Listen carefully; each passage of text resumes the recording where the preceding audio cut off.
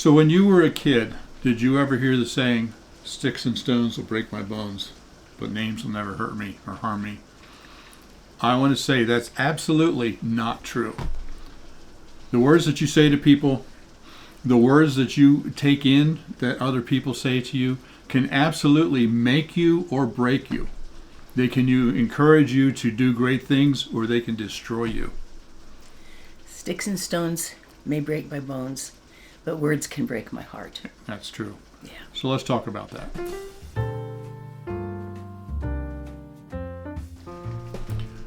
Well, hey everybody, I'm Bill. And I'm Elizabeth. Live simple. Live free.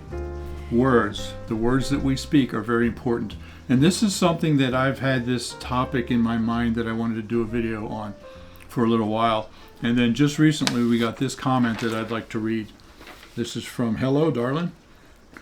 And she's so sweet. It says, everyone needs a Miss Elizabeth in their life. No matter what the case may be, she's on your side with encouragement. She's always positive towards whatever you are doing. What a cheerleader. I need to be more like Miss Elizabeth. I'm sure my husband would appreciate it on his projects. That was so sweet. Thank you. Goodness, I get kind of teary. Well, I wanted to ask Bill, he has said for years now, we'll be married 47 years this summer. And he has said that I've always been the president of his fan club. Yep. And She is? And I just wanted you to tell what that really means. What do you mean by that, sweetheart? Well, you never say a negative word about me. Well, if you do, it's done in a very loving way, not a critical way. It's done in a constructive way. But that's only between you and me. Yeah. You never say a negative thing about me to any of your friends, to any of your girlfriends out in public. I never hear it. You are always there to support me. You are always there to praise me. Every time I do a project, you're totally appreciative of it. You're always bragging to your girlfriends about things that I do. Yeah, I know. I brag about him all the time. You know what that does to me? You know what that does to my heart? I just rest in that. That's really cool to me that he says it. You can kind of rest in that. I know that he tends to call me dear one, and I can tell you that for me makes me feel like I have a safe place. It feels restful and sweet and peaceful to me, and I love it. I absolutely love it. And he has called me that for a long time. Anyway, go ahead, hon. There are many, many scriptures about the words that we speak. And we started looking some up, and there were so many that we had to pick and choose. Yeah, we did. But I want to read just a couple of them here. This is Proverbs 15:1. It says, "A gentle answer turns away wrath, but a harsh word stirs up anger." And then if we go on to verse 4, this is Proverbs 15:4. "The soothing tongue is a tree of life, but a perverse tongue crushes the spirit." A soothing tongue is a tree of life. A soothing tongue brings forth life. It just blossoms. Yeah. It grows. It's nurturing. It's nurturing. Yeah. But a perverse tongue will crush your spirit. And when I looked that up in my Bible here, it said a devious tongue, just someone who is manipulating and perverse. Yeah, it just, and it can still crush the spirit. Yeah. And when she encourages me, when she praises the things the projects that I do and that sort of thing. He works hard. When she brags about me to others, that is just, for me, that's a tree of life. I mean, seriously. There's jokes all the time about how women are so emotional and men can't understand, they're so emotional, all that kind of stuff. Well, the fact is, us men, we're emotional too. We just don't show it very well. I think you have a hard time figuring out exactly what you're feeling and how to say it in words, but you feel it. Right. Well, sometimes we can't even say it to ourselves. Yeah, to figure out what it is. You know, I mean, Yeah. it's a typical thing. A woman will come up and say to her husband and say, "How are you feeling?" And he's like, I don't know. What a dumb question." That's because we can't sometimes evaluate within ourselves our emotions, but we still have them and we still feel them. And when I Absolutely. see her just being the president of my fan club, it just bolsters my spirit. Yeah. Men often want to be, but also can need to be really strong in situations. But that doesn't mean they don't feel things, and that doesn't mean that they can't be hurt. And the words, especially of a wife, can be so hurtful. We're starting out just kind of basically talking about the relationship of how men are treated. They can seem to be like they're just invulnerable to critical words, but men can be hurt. And so many times in the workplace or out in the world someplace, men are in situations where they're criticized or put down or whatever. And when he comes home, his home needs to be a sanctuary. His home needs to be a place where he can become rejuvenated and encouraged and built up. And that happens through the words and the attitude of his wife. If she is supportive of him, that can keep him going for another day. If she gets critical and he's already dealing with criticism out in the world, and he comes home and is faced with more criticism, that can only not only crush his spirit, but that can end a relationship. Yeah, it can. This really, all in a lot of ways, boils down to what home needs to be for all of us. Right. It's surprising how often we feel like that we can be the most critical or the most angry or take things out the most on those that are closest to us.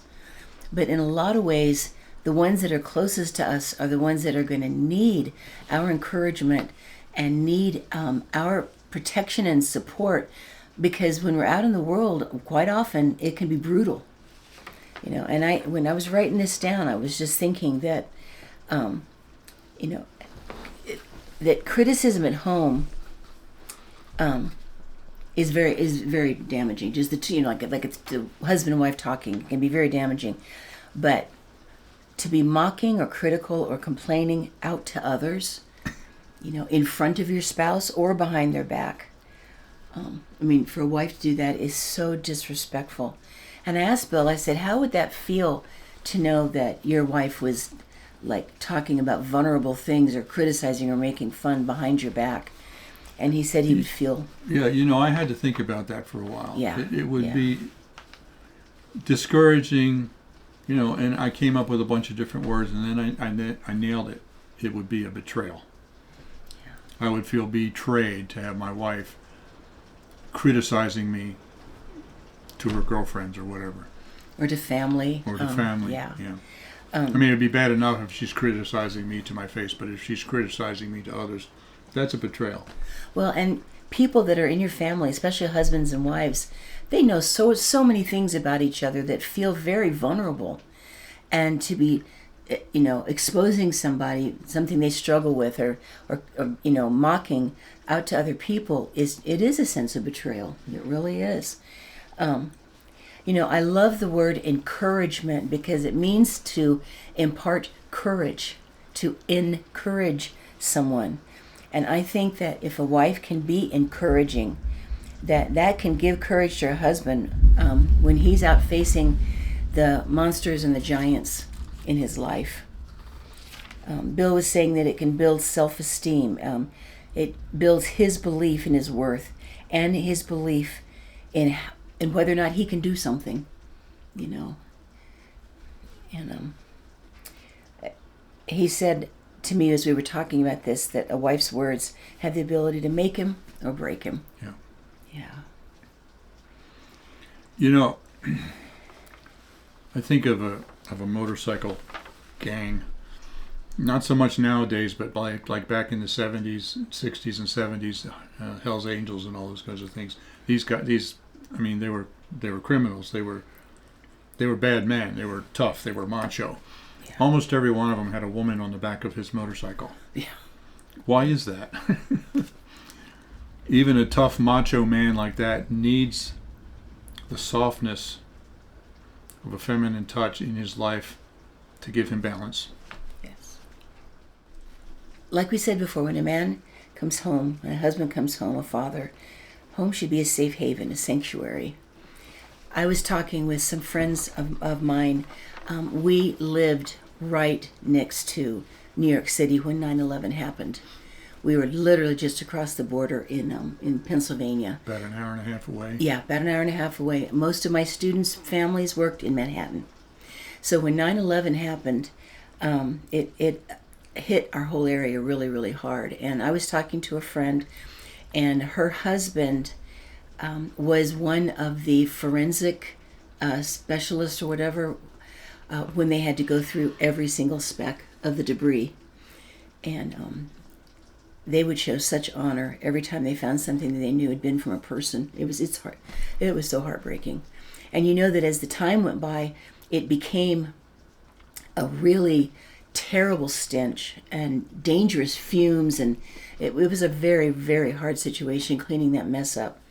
Well, her husband worked as one of the people going through all the forensic stuff after, and he was putting in 18-hour days. Now, they live, you can make it in an hour and a half if you have perfect traffic, and back to the Poconos, to his home. But they had offered and had a room available in the city for him so that when he got off of these huge 18-hour days, he could try to get cleaned up and get some sleep and then go right back to work again. But this makes me cry. He was very uncomfortable with the fact that after a while he smelled really, really bad, which is quite understandable. But every single night, even though he could have stayed in the city, every night he drove all the way back home during those few hours that he had available. And he came in very apologetically because he knew he smelled terrible. But they would try to get his clothes, washing. But he'd get showered up the best he could. But he just needed to crawl in bed with his wife. And he only had a couple of hours, but he just needed to hold her. He just needed to be with her and be home, even if it only gave him a few hours. And he was so much more exhausted because he would go home all the time. But he told her, he said, "I'm sorry, I smell terrible. I'm sorry for all this." But he said, if I didn't come home, I'd lose my sanity. He needed her. He needed to be with her. He needed to feel connected. He said that's the only way that he could handle it. And that touched me so much. And he needed, even for those few short hours, he needed that sanctuary. And, a wife can wrap up in her husband's arms and feel protected and safe and should be able to. But sometimes a man needs to wrap up in his wife's arms so that for a little while he can feel safe too. Yeah. And, we're talking about how important it is for a man to feel the support and the love and the respect and the encouragement of his wife. But obviously, it goes the other way as well. Yes. The woman just... Many men are abusive. And if they're not physically abusive, many of them are emotionally abusive, control issues, those sorts of things. And that is something that can just destroy his wife. When a man is like that, a wife is going to have one of two reactions. She's either going to go to war or she's going to wilt. And if she goes to war, the marriage probably won't last. And if she wilts, she'll be unhappy for the rest of her life, and she'll just be a bare shadow of what she could be or of what she could accomplish in her life because of his control issues. So a husband's words can make or break his wife too. Right, absolutely. Yes. And sometimes there's a woman who has control issues, and she's the controlling one in the family. But more often than not, it's the man that is that way. And I read a book probably 20 years ago now. Oh, yeah. Oh, goodness, at least. Amazing. It's called Every Man's Marriage by Stephen Otterburn. And it completely changed our relationship. It completely changed me. Now, I was not an abusive husband, okay? I never beat her. I never ridiculed her. But I did something that he talks about in the book called trampling. And I didn't even realize I was doing it. And I did it gently, but I did it. And what is trampling? Trampling is when I take my desires and my needs and always place them over her desires and her needs. And so I've mentioned this on this channel before, but just one small example. Not long after we got married, we were decorating our house, and she had this picture, a painting. It was a copy of. Tell me what it was. Okay, it's Auguste Renoir's On the Terrace. It was very old. My grandmother had given it to me. It was just a print. I love Renoir. Now, I didn't know the history of it. I didn't know that her grandmother had given it to her.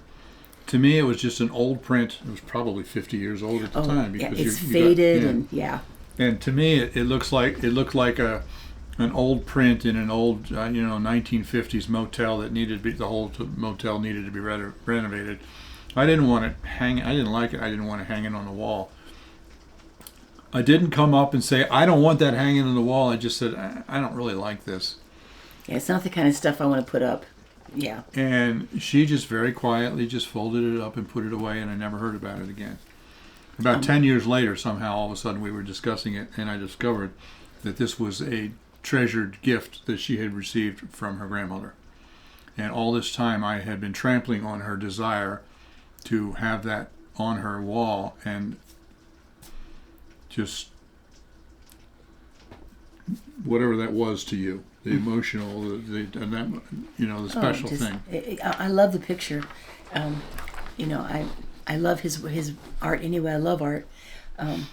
And once he realized how much it meant to me, because he was starting to recognize that he needed to let me express myself, even though it would be different than what he would necessarily do, then we couldn't find it anymore. It was lost for a long time. We had moved so much, and it ended up in a box somewhere. Yeah, we found it eventually. We did. Oh, it's hanging in the bedroom right now. Yeah, I've got it hanging right beside my bed right now. When he started recognizing it, then I felt like this, like once I could start trusting it, that I could just sort of start, like, it was fun. I could decide what I wanted to put up and what I wanted to do. And I understand that he doesn't want me to be, putting him in a flower garden everywhere. But I started being able to put things up because I liked it. And you got to understand how incredible that was to me when we got the house in Florida, when he came up and he said, okay, you're going to have to do a kitchen down here. He says, if you want to do everything in Pioneer Woman, you go right ahead. Would I have done that 20 years ago? You would have been like, I think we've had about enough flowers here. Oh my goodness, yeah. Well, here's what I discovered. I wouldn't pick that. But it's not offensive to me. It's just not something that I would pick. Yeah. And even if I disliked it, which I don't really, I just sort of, on the fence about it. To see the joy that she gets from that, I absolutely love it, and to the point where I want to buy it for her because I know it makes her happy. It's just so beautiful, so pretty. And, gentlemen, the cliche term, happy wife, happy life, but it's really true. I go out of my way now to do things for her that I know she likes, and to constantly compliment her and build her up and encourage her. And she is blossoming. And we have one of the best relationships of anybody that I know. It wasn't always that way. It was all hinged on me allowing her to blossom and to become what God intended her to be, instead of trampling on her with my desires, making my desires more important than hers. And so words, actions too, obviously, but words for me to continue to uphold her, to encourage her, to lift her up, to praise her. It makes her blossom. And you know what happens when she blossoms because of what I'm doing? She goes out of her way even more to give me the things that I need. And it's this upward spiral that you're both working on Yeah. together. And it's a blessed place to be. Yeah, it is. I can honestly say that I have always appreciated the fact that Bill has never ever been like hung up. Okay, growing up, I was told my whole life that I was really fat, and I wasn't. I actually realize now as I look back, I wasn't, not all. I put weight on many years and years later that I started really having struggle putting weight on. But I always thought I must be, because I had always been criticized like that. And it was so cool to me that Bill never even alluded to anything like that. He's also always really respected how I think, what we can talk about, the way my mind works. He's always shown me respect about that. And so I have really appreciated it. I just think there's been things that I would have expressed myself in certain ways that he just couldn't quite understand or figure out. And it didn't make sense to him. And because he had more self-confidence than I did, he just asserted himself, and I'm not a warrior, I am a wilter. And so I wilted, And so to learn that I can say, you know what, I like this, I'd like to do this. When I put some flowers in the living room in Florida, I just found some, I can't really use live plants because I'm back and forth too much in the house. They don't do very well. But I put some beautiful, artificial silk flowers in there. And he saw me setting up this bouquet, and he looked at me and he goes, well, I've created a monster. He says, I think you've discovered your inner decorator. And, he said it really fun, very affectionately. But it's been fun to feel like I could discover my inner decorator. So just things like that. Women can be very vulnerable to criticism too, and women really need reassurance that they're loved. That old saying of the husband saying, "Listen, I told you I loved you the day I asked you to marry me. I'll let you know if I ever change my mind." People think that's kind of funny, but women need to hear the words. They need to hear "I love you." They need to hear reassurance. It's very important.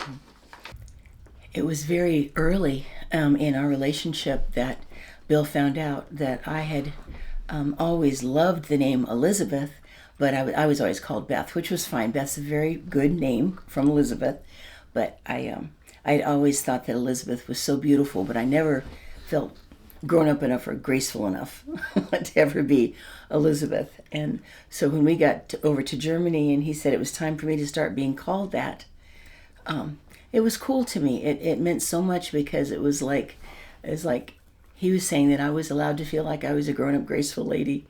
And so that has really meant a lot to me through the years. It was sort of a significant name change for me. When we got there, of course, we didn't know anybody at all.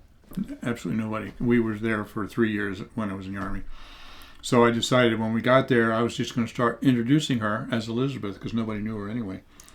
And now, 40 years later. It's been like 45 years later, 46. The only people that still call you Beth are a couple of your cousins that you haven't seen in a long time. Everybody else knows you as Elizabeth. Right, just old friends and family, Yeah. Of course. I'm not going to worry about that. So, but I'll never forget a story that I read, and it was a little island that this man had a boat, and he would go from island to island to island, kind of like back in the old days when they had the peddlers, but he would have groceries and different things people might need, and he'd go from the different islands, and then they would get the things that they needed. And so he went to this one island, and there was one young man there who was quite wealthy, and many of the families wished that he would marry their daughter, kind of a situation. He was pretty wealthy, which meant that he had a lot of cows. He had a herd, and he had a nice place to live. And in their culture, if a man wanted to marry a girl, then he would offer a bride price. and if they only had like chickens that they could use, then they would offer as many chickens as they could. For a man to come and offer a cow was major. That was a big bride price. And so in this town, the little village, there was one family that had a daughter that just, the guy noticed her because she'd walk around, her head was kind of hanging down, her hair would come down over, cover over her face. And she did what she needed to do, but she just tried so hard to stay out of the way and be unobtrusive and just very, very shy. And so it was frustrating for her family because it was hard to find somebody that would want to marry her because she just was like lackluster and very withdrawn. And so they'd not really had anybody coming up to offer a bride price for her. Well, the guy came back to the island and he found out that this young wealthy man had made an offer for this girl. And he had told her family that he wanted to pay 8 cows for her. And everybody was absolutely blown away by that. It was like 8 cows. I mean, that's unbelievable, especially for such a little mousy woman like she was. And the guy said, well, wow, and he was the young man was criticized for it, and the people kind of laughed at him and everything. Well, as they were talking, this incredibly beautiful woman walked in. Her head was up, and she's just sparkling and bringing in some food and something to drink very gracefully. Came in with her head held high and walked up and offered them something to eat. And the man realized that was the girl, that was his wife. And he was astounded at the difference in her. And he said, well, when she walked back out of the room that they were in, he turned to this young man and he said, why did you pay so much for her? And the man just smiled and he said, well, I wanted an 8 cow wife. And it touched me so much because I know this wasn't just directly words, but the value that he gave her by being willing to offer something astronomical like 8 cows. That value that she had to him just transformed her, and she bloomed. She just totally blossomed and became just a lovely wife for him.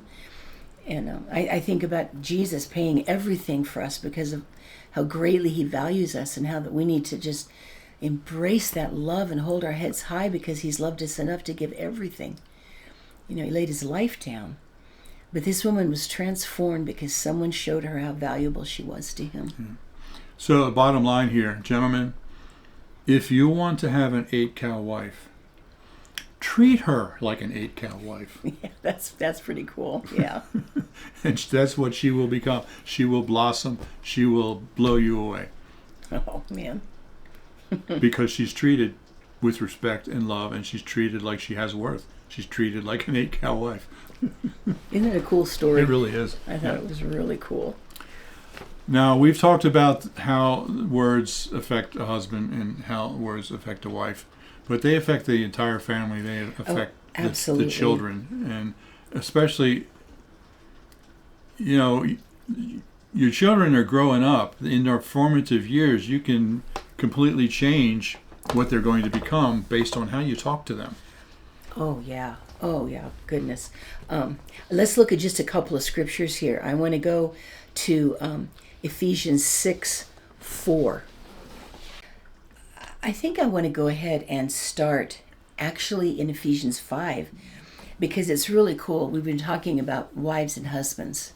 And it says in Ephesians 5:33, to sum up, each one of you is to love his wife as himself, and the wife is to respect her husband. That's really cool. And then it goes right on then in chapter 6, in verse 4 to say, fathers, don't stir up anger in your children, but bring them up in the training and the instruction of the Lord.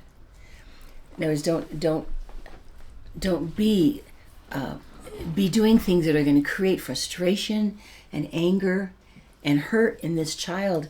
They can be brought up to really know how to serve the Lord, and how their impression of God as a father is so built by their own father.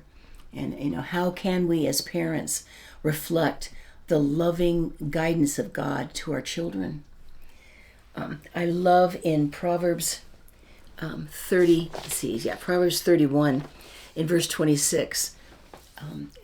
It says in there that this is for a good wife, but when it talks about her family, in one of the translations it said the law of kindness is on her tongue. That is the rule that guides her tongue is kindness. And especially, we don't want to be in a situation where children feel like that they are being compared to each other, or that the parents are really playing favorites. That can cause so much problems. The kids that don't feel like that somehow they're good enough, and they're always being compared. Every child is so precious and unique and valuable in their own right. They don't have to have comparisons. It sure caused Joseph a lot of problems when his father made him obviously the favorite.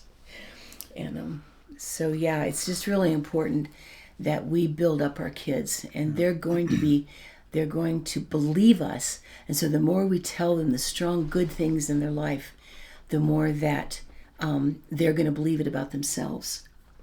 Yeah. I have personally a pretty good self-esteem, pretty good feeling of self-worth. I'm pretty confident in myself. And I think that is a direct result of my father, whom you know as Pop, Yeah. Who's no longer with us. But if you've been around for a while, you know who he is. As I was growing up, he always told me I could accomplish whatever I wanted in life. Mm-hmm. He always encouraged me. I don't want to say he encouraged me to do better, because that implies I'm not doing good enough. He always encouraged me to do the best that I can. Mm-hmm. And he always encouraged me that I can do whatever I want. And it always pains me when I'm, out in public in Walmart or something, and I hear some mother ridiculing her kids, how could you be so stupid, kind of thing. That will destroy a child. They'll grow up believing that they're not good enough. Mm-hmm. They'll grow up believing that why should I even try? I can't accomplish anything anyway. Or, as she mentioned it briefly, but comparing siblings. Why can't you be like your brother? He's, whatever. That can just destroy a child. But if you are constantly encouraging them in their own self-worth, you're constantly encouraging them in the Lord, they can blossom. Yeah. I think that's one of the reasons that, for the most part, not always, but for the most part, homeschooled kids are mostly very well adjusted. And they're mostly, very responsible in life. They take on adult-like responsibilities much earlier because they spent quality time with their parents who are building them and encouraging them. Yeah. We learned a thing recently that I think is very powerful to understand, and that is the difference between saying yes and, or saying yes but. Yeah. When we're interacting with people, this is particularly true for children, but just with each other, anybody. If we see what somebody wants to do, they've got an idea, they're doing something, we can say yes. And then if you say and, then you can say, this, why don't we even try this? Or I think you could even do this, anything to help build the idea. But so many times, it's yes, but if you had just maybe could do it this way, or yes, but I don't know if that's going to actually work. And so it just deflates the dreams, deflates the ideas. And that's true with any interaction that we have with people. That doesn't mean we can't lovingly discuss a child's behavior if it's wrong. In other words, kids have got to learn, they've got to obey, or that somebody maybe is really making a mistake. But it's got to be done in a very loving way. And if there's any way we can bring encouragement, let's do yes and. Yeah. Okay, so far we've been talking about husbands and wives and children, family. There's one other aspect of this, and that's just how we relate to people in the world in general. And we got another comment that I really like. This is from, is that Cherise McCoy? Yeah, Cherise McCoy. Yeah. And she says, everyone needs an encourager like Elizabeth in their life. People are so sweet. Wow. Thank you. That's true. What a pretty name. everyone needs an encourager like Elizabeth. And the world would be a better place if we would all encourage each other instead of cut each other down. You know, men are especially vulnerable to this, I think, in playing the macho man, you know, and always one-upmanship and, you know, who's better and all that kind of stuff. I was working on a construction crew quite a few years ago, and I was Right in Manhattan. it was a large crew, and I was given a job to do, and the supervisor came by when I was just about finished with it, and he said, "Oh wow, Bill, I see you finally got it right." Ooh. What? That was a compliment, sort of. He was telling me that I did it right. Slap in the face. What was that all about? He couldn't have said, "Wow, Bill, what a beautiful job. That looks good." He said, "Oh, I see you finally got it right." And I don't think he meant to be mean. He just thought that would be funny, but it's Now, not really. That just, a lot of the coarse jesting and one-upsmanship and machoism in the male community, that just kind of is par for the course. But later, Yeah. he came up to me and talking about that project that I had just done, and he said, "You know, Bill, you're not the fastest worker on the crew. If I need to get something done fast, I'll have somebody else do it." But then he said, "But if I want it done right, I have you do it." And that was a compliment. No, I'm not the fastest one on the crew, and I knew that. For one thing, I was already a little bit older than some of the other guys. But he said, "If I want it done right, I have you do it." That was an encouragement to me. That was a build-up. That was a positive stroke for me. What a difference it made when he corrected his earlier comment of, "You finally got it right," to saying, "I always have you do it if it needs to be done right." Because he knew he wouldn't have to redo it if Bill did it. Right. Yep. Right. So, coarse jesting, is what he did there. Now, we have a bunch of scriptures here that we want to look at.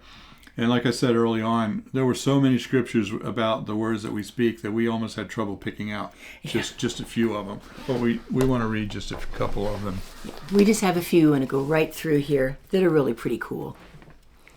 Okay, first I want to look at Ephesians 5:4. And this is talking about what I was just talking about with my supervisor. It says, "Nor should there be obscenity, foolish talk, or coarse jesting, which are out of place, but rather give thanksgiving." Be thanksgiving. Coarse jesting. This says obscenity and coarse jesting. Obscenity is obvious. Keep your mouth clean. There's no reason for obscene language. Coarse jesting is not necessarily obscenity. It's just joking. And that's exactly what the supervisor did. He was joking with me. And jokes can be fun. I mean, of course, there's nothing wrong with a good laugh. But when it becomes a kind of a sneaky way to be hurtful, or, you kind of, we just got to think about that, how it makes somebody feel. And then the other one is also in Ephesians 4:29. 4:29. "Do not let any unwholesome talk come out of your mouths, but only what is helpful for building others up according to their needs, and that it may benefit those who listen." No unwholesome talk, only what is helpful for building others up. Yeah. That's powerful. It really is. That's powerful. It really is. In Hebrews 10:24 and 25. "And let us be concerned about one another in order to promote love and good works, not staying away from our worship meetings as some habitually do, but encouraging each other, and all the more as you see the day drawing near." So bringing encouragement to each other. I'll do Colossians 4:6. Are you doing 1 Peter? Yep, 1 Peter 3, Okay. 9 and 10. "Do not repay evil with evil, or insult with insult. Wow. On the contrary, repay evil with blessing, because to this you were called, so that you may inherit a blessing." Do not repay insult with insult, and evil with evil. The soft answer turns away wrath. We read that at the beginning of this whole thing today, and a person can de-escalate a situation quickly if you don't respond with the snarky insults or whatever, even if somebody has been that way to us. We have to remember we really don't have control over what people do to us or what they say to us, but we do have control over how we respond, and it can make a big difference. In Colossians 4:6, your speech should always be gracious, seasoned with salt, so that you may know how you should answer each person. I love salt makes things taste better. That's neat, the gracious speech. And what are the effects of good speech? And what is the result? Proverbs 16:24. Gracious words are a honeycomb, sweet to the soul and healing to the bones. Oh, read that again. That is so precious. Gracious words are a honeycomb, sweet to the soul and healing to the bones. When you come in from being beat up in the world all day long in the workplace or whatever, and you come home and your spouse speaks gracious words to you, it's a healing. It's a healing balm. It's gracious. It's, what's to say, healing to the bones. Amen. That's wonderful. My goodness. So bottom line is just basically be more aware of the words that you speak. And even if you're not used to thinking this way, it could take a conscious effort to always do things and say things that are going to build people up, not tear them down. It's always worth it to bathe any situation in love. Even difficult times and difficult situations, if there's genuine love there, then we can stop and think, how is this going to affect the other person? And something that I've heard a long time ago, and it is really, really helpful, is if we're going to say something to someone or about someone especially, I think it needs to have 3 criteria. It needs to follow 3 rules. Is it true? Is it kind? And is it necessary? And I think if we put so much of what we say through that screen, is it really true? But that may not be kind. So if it's true and kind, but is it necessary? And I think that can really help us to stop and think. And one of the things that I want us to realize is that there are difficult situations and difficult people in this world. Yeah. There just are. We can always pray just completely honestly to the Lord. We're not going to surprise him with anything that we're feeling. Read some of the Psalms and the things that David was pouring out to God. If we have to remember to treat people gently and respectfully, and to make sure that if we do have to address a situation, we do it graciously, we can always pray passionately and pushy. I'm so grateful I can just be completely real with God, because he can deal with a situation that maybe our words never could anyway. Yeah, and he'll always do it with love. Does that make sense? Absolutely. So I hope this has been helpful to you. I hope you have seen maybe a little bit of the heart of God in how we relate to others. Yeah. Alrighty, guys. Yep. So thanks for watching. Yeah. Live simple. Live free. You be blessed. Yeah. We love you guys, and we will see you very soon. All right. Always pray to have eyes that see the best in people, a heart that forgives the worst, a mind that forgets the bad, and a soul that never loses faith in God.